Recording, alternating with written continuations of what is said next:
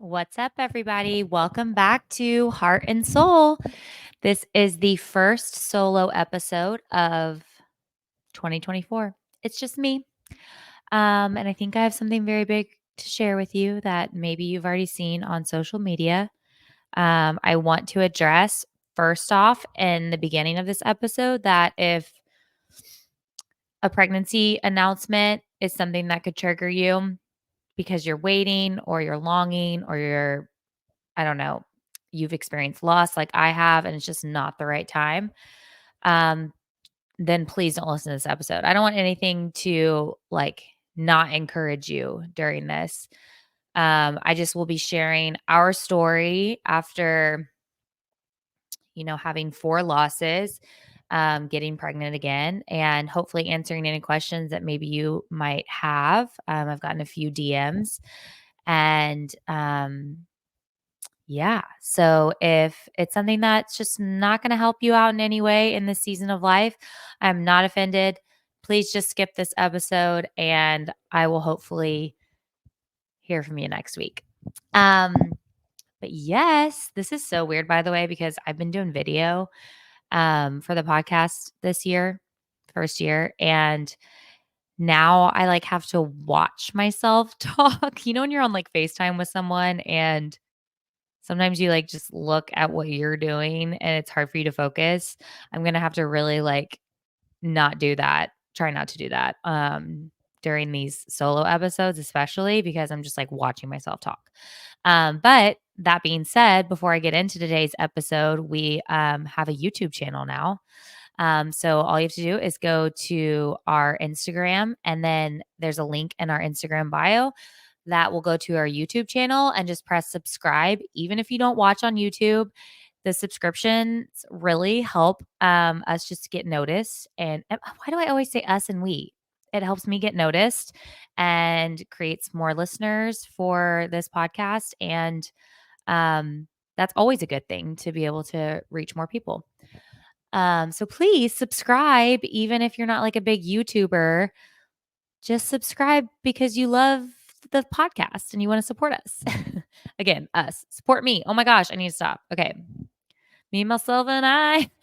Okay, I'll get into the meat of today's episode. I did announce on Friday of last week that we are pregnant again. We are obviously thrilled and so excited, and we honestly can't believe it. After everything that we've been through, pregnancies are still really hard to grasp for both of us.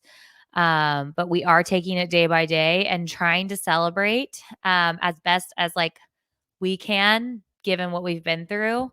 But I kind of wanted to share that process. Like I said, I've gotten some DMs, some messages from people asking how we got pregnant, how we're feeling about this pregnancy. And so I hopefully want to touch on all of those questions that you've asked me, and also just share what this sixth pregnancy journey has been like for us. So if this is your first time listening, we do have a son named William. He came after two miscarriages. So we had two miscarriages, then we had William, then we had two more miscarriages, and now we're pregnant again. So this is my sixth pregnancy. Um, Given our history, we are now considered, and my age, we are now considered high risk. And I'm very glad for that because we've gotten a lot more attention this pregnancy, which has given me more peace of mind. But essentially, we were able to get pregnant naturally. That's something that fortunately hasn't been difficult for us to get pregnant. The issue is my body doesn't know how to stay pregnant. And that's kind of where our infertility journey kicks in, because just because we have a positive pregnancy sign, that doesn't mean that it's going to be a positive pregnancy for us. Um, and I know I've touched on this before, but just to reiterate, after you've experienced loss, and I'm not speaking for everyone who's ever experienced loss, but I'm just speaking from our story personally, how we have felt after we've experienced such loss multiple times. To get that positive pregnancy test isn't necessarily exciting. And that might sound sad and weird to some of you, especially some of you who are like, well, I've been waiting to get pregnant and I keep seeing negatives. And like for that, I totally like empathize with you. And I'm so sorry. Like my prayer is like for healthy pregnancies and for positive pregnancy tests.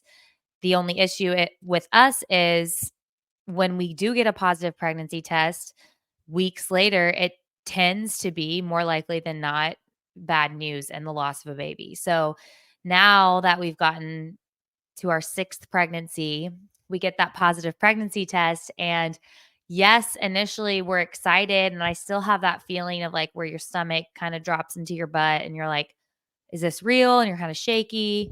And those are all like real and honest, like in the moment feelings. And then immediately, like within less than a second, there's fear and there's doubt and the excitement dissipates pretty quickly. Um, it sucks that that's the case, but it is the case. And I promise to always keep it real with y'all.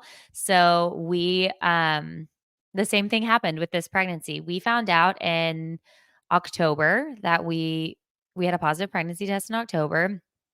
We had been actively trying, as you know, this like the last year, 2023, um I was pregnant a total of 3 times in 2023. 2 were losses and the third was this baby now. Um and that's basically spending most of my year going from pregnant to not pregnant to pregnant to not pregnant to pregnant to not pregnant, which is a total like destroyer of the mind. And like my mental health was really struggling and my body physically was like really struggling with all those like roller coaster adjustments. So to get that positive pregnancy test in October, again, initially excited and then immediately afraid. um, but because this is my sixth pregnancy, we are being treated by initially, like in the first few weeks of our pregnancy, we're being treated by Carolina's Fertility Institute here in Wilmington, who have been amazing. Um, and when you're a patient of theirs, you actually get to see the viability of the pregnancy on an ultrasound at 6 weeks, which is a lot better and easier to wait just 2 weeks after finding out you're pregnant and then have a scan than it is when they're like, all right, see you in 8 to 10 weeks or see you at 8 to 10 weeks. And you're like, wait, I just have to wait 4 to 6 weeks before I can like even see this baby. So when you've experienced like so much loss, like we have, to have just like a 2 week wait was already a blessing. And I was just like, okay, I can do 2 weeks. I can do 2 weeks. Did I do it well? Probably not. I had my moments. But we did it. Um, just to back it up, and I'm not sure if I've shared this on a podcast yet, but we did a bunch of tests and screening after our third miscarriage back in January of last year. Um, it's been a little over, well, it's been a year exactly since we lost that baby. We did a bunch of tests, like blood work on both me and Michael. We did all the tests, everything. And we found out that I have a clotting disorder, and the doctor at Carolina's Fertility Institute seemed to think that that could be a possibility for why I was losing babies, because essentially like clots were forming that wasn't able to get blood flow to the placenta for the baby to be able to survive. And I mean, that was the theory, because that was the only thing that they could find wrong with either of us. Now, our first 3 miscarriages, we did not have a D&C, so we were not able to test those fetuses to see the exact reason on why we lost those babies. That's tough because there's a lot of unknown there. It's like, okay, well, was it chromosomal? Was there a clot? Was there this? Was there that? You just don't know. And then with our fourth loss in at the end of July of 2023, I opted for a D&C, and we were able to test the fetus. We found out that one was chromosomal, which has nothing to do with blood clots. That is just unfortunately, when there's a chromosomal issue at the very beginning in conception, it's very difficult for that baby to continue to develop past first trimester. So it's very common for those babies to miscarry. Doesn't make it any easier, but our doctor said, since we know that that one was chromosomal, then we're still not sure what the first three are. I want you to stick with our blood clotting plan, which they had me during my during my fifth pregnancy. And during this pregnancy, they have me on blood thinners. So what that means is I take a shot every morning that thins my blood. Used to have to do it twice a day. Now I'm down to just in the mornings, which is awesome. There's a lot of bruising down there. Like I don't have this like cute, like picturesque pregnancy tummy because it's just covered in bruises. But totally worth it. So I'm on those blood thinners, and their hope with that is that this will eliminate clotting and sustain the pregnancy. And so far, so good. There's been some questions as well as to how far along we are when this episode airs. So this airs on January 31st. We will be 19 weeks on February 1st, so the day after. So we're at the end of our 18th week right now, which is the longest we've ever made it past a miscarriage. So we usually lose our babies between 10 and 11 weeks. So to get to this almost 19-week mark I'll kind of go into this more, but like each week adds like a little drop of hope. And that's really reassuring. So going back to the beginning, we were being seen by Carolina's Fertility Institute. So we got to go at 6 weeks. And then in fact, they saw a 6, 7, 8. And then I even had, once I was transferred, I even had a 9, 10, 11, 12, and 13. So I went every single Monday, every week for 6, 7, 8, 9, 10, 11, 12, 13 for 8 weeks. So, seems like a lot, and it was, but it was so worth it for me, and it was so nice to finally have that type of, like, intimate care given what we've been through. That's something that I actually am very passionate about. I have a lot of people, and this is sad, but I have a lot of women DM me saying, "I just miscarried. I don't know what to do. My doctor is kinda just saying, like, 'Well, it happens.'" And unfortunately, that's kind of the protocol. Like, they are just going through the motions of what they see every day in their job. And I think sometimes it's difficult. I don't know. I don't want to speak for doctors, but I'm sure it's difficult for them to empathize with each person who this might be your first time having lost a baby. In fact, for me, I was told that I would not be seen as high risk or as someone who experienced recurrent miscarriages until I had had 3, which is why I wasn't able to get the blood work and that extensive reporting and be seen by the Fertility Institute until after I had 3 miscarriages, which to me is just total BS. I could do a whole podcast on that. I'm gonna I'm gonna try and contain myself right now from my opinions on that. But essentially, when I have women now who DM me and say, like, I just had a miscarriage, I don't know what to do. My very first piece of advice after saying, I'm so sorry, is advocate for yourself. You are the patient. And I unfortunately cower. And like I was a coward in those situations.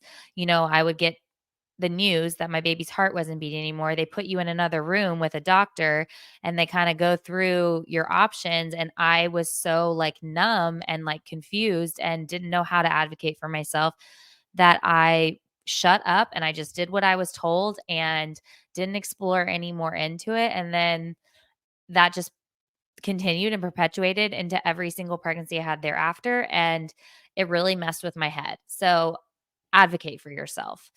It is your body. You can go get the blood work. You can demand the blood work. Yes, you might have to pay extra. Who cares for your peace of mind, honestly? That is an investment into your like mental health. Yeah, so you get to advocate for yourself and do it. I did not, and that's my biggest regret. Until now. So now being seen every single week, I was very adamant on that. We're supposed to have a break from 8 to 10 weeks, and I said, "No. I I am coming every single week until we get to this second trimester." And I demanded it. And did I pay a little extra for ultrasounds? Yeah. Was it worth it? 1000%. Um, so you can do that too. I'm like pointing to the camera now, like I'm a politician. I'm like, you. No, but seriously, you can do that too. If you've been through this and you're like feeling lost, not sure what to do, advocate for getting blood work, advocate for getting genetic testing, advocate for your body and for your future mental health as you enter into hopefully more pregnancies. Um, Anyways, gonna jump off my soapbox now because clearly that's something I'm passionate about. But yeah, so we were seeing every single week up until 13 weeks as we entered into our second trimester. At that 13-week mark, it was right before Christmas. We went home. We felt confident in telling people. That was really nice. And then still though, y'all, still I'm every week just like building up little droplets of hope, like I said, like throwing them in the bucket, but still have that fear. And I'm not going to lie, I still have it to this day. I don't think that's something that I will ever be rid of because of what we've been through and the trauma I've experienced. I don't think it's something I'll ever like get over. I do think that I have hope. I know I have hope. And like thank God I have Jesus to like be that hope for me, but I'm human and I am going to have those fears and those doubts. Um but I will say having been to the doctor every single week was just so good for my mental health. So then after 13 weeks, we didn't get to see the baby until 18 weeks, which was so insane for me because I was used to seeing the baby every single week. And then all of a sudden, I'm like, I got to wait 5 weeks, over a month. This is crazy. But we did just see the baby for our anatomy scan at 18 weeks last Thursday.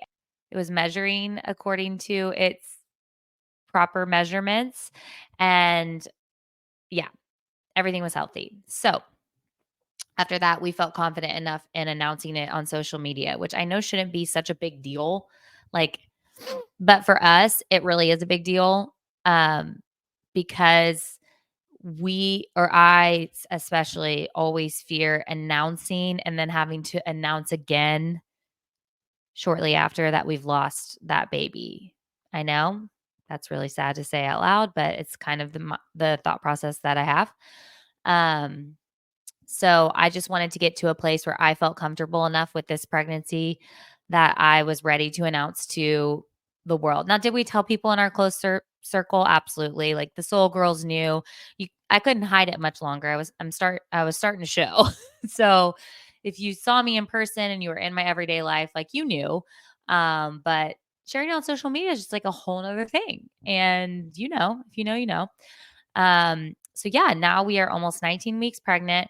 We are thrilled. We're so excited. We obviously are asking for all the prayers and um, the encouragement as we continue into the next 21 weeks, God willing, of this pregnancy and meeting this baby earthside.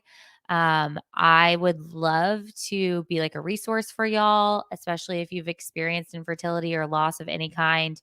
I would love to be a resource for you. If you need to reach out to me, you can message me on any of the social media platforms or send me an email at heartandsoulpodcast@gmail.com. I know that sometimes hearing these announcements, like I said in the beginning, can be very difficult for someone who hasn't had the chance to announce happy news yet. Please know that I am with you and you are not alone. And unfortunately, I wish I could rewrite how your story was. I wish I could rewrite my story, but God will use anything, and he does. He uses everything. Um, and it's in that messy middle that I believe I have at least experienced more of his nearness because I've been so desperate for it. It's the only thing I can cling to. And so I say that to say if you're in the messy middle, if you're in the waiting, if you're in the uncomfy season, God is still near. I know it's hard to like I know. I was so angry at God after my first 2 miscarriages. I blamed him. I did all the grieving steps of, like, cliche, like, anger, all of it, denial, everything. Um, and now I've learned just to grieve differently for these last 2. There's no proper way to grieve, but for the last 2 miscarriages, I just realized after those first 2 that, like, the one thing I needed that I didn't rely on was my faith, and that is just a cornerstone for your heart, for your soul, for your spirit. Um, so yeah, if you want to talk more about any of that, I'm here for you. I know that's like very personal, but please know like you can come to me shamelessly and I will have zero like judgment or qualm or even hesitation to reach back out to you. Um, I love you guys. Thank you for being in this journey with me. Y'all have been so supportive and encouraging and every single step of the way, even in the hard times. I'm praying that we do not experience another hard time, especially during this pregnancy. So if y'all could pray alongside me with that, and I will obviously keep you posted now that it's out there on how everything's going. And yeah, I love you guys. Thank you seriously so much from the bottom of my heart and Michael's heart for just being such a support for us. Love you. And I will talk to you next week. Next week, we will have a reality TV pop culture episode again with Melody. We have a lot to discuss. And it's going to be super fun. So tune into that one. That will be video and audio as well. So also just a little reminder again here at the end, please subscribe to our YouTube channel at the link in the bio of our Instagram. That would be amazing. All right, guys. Love you. Bye.